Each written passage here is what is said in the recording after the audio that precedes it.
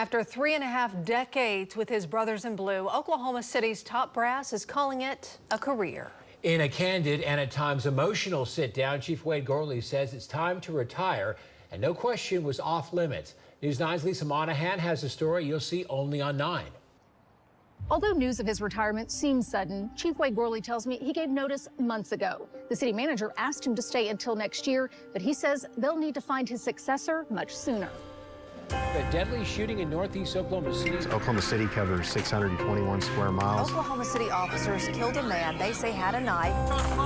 We're the 20th largest city with a population of around 700,000. My name is Wade Gourley. I'm Oklahoma City's 50th police chief. It's been my honor to serve here. Serving here in Oklahoma City started as a short-term plan when in 1989 he joined the force. I was only going to do it for about 5 years and then go do something else. Instead, he advanced through the ranks, transitioning from patrol officer to detective, crisis negotiator, tactical commander, and ultimately reached the top. Nearly 35 years later. I just got into it and loved it and didn't look back. Now looking forward to retirement, Chief Wade Gourley is reminiscing on the triumphs and challenges of his career, including nearly 5 years at the helm. Until you've sat in that chair, you don't really understand all that you have to deal with. I was very naive going into it, not realizing the pressure and everything that goes with it. Gourley says he quickly learned how to handle the unexpected with the onset of the COVID-19 pandemic. We're one of the very few major cities that didn't lose any officers related to COVID. Then there were the racial injustice protests, deadly use of force complaints, the Department of Justice investigation scrutinizing OCPD's response in a mental health crisis, and an incident he says accounted for his worst day on the job as chief. Megan Burke.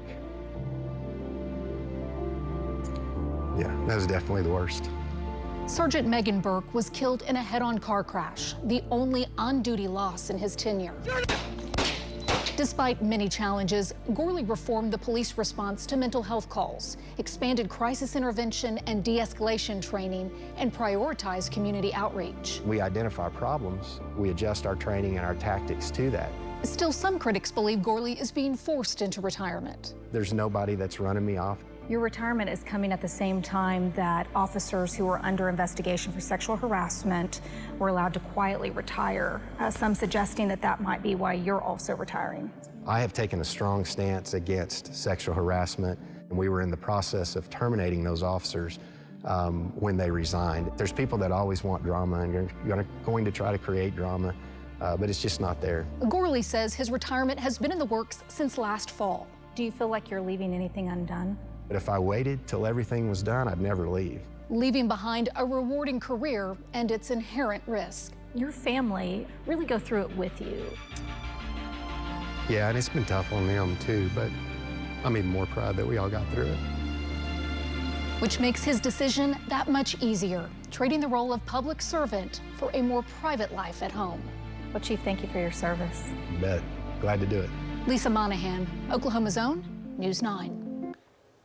Thank you, Chief and Lisa. And because OKC is the 20th largest city in the U.S., the city manager says that they'll be using a hiring consultant to conduct a nationwide search, but they're not opposed to hiring from within.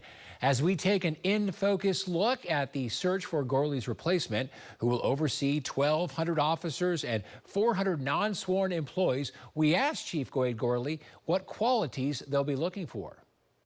It needs to be somebody that's empathetic to the needs of the officers today and what they're dealing with, and realizing that they have a very tough job and manage the department in that way too, but then also having that same empathy for the community as well, and understanding that there are people in our community that have been negatively impacted in interactions and things with the police.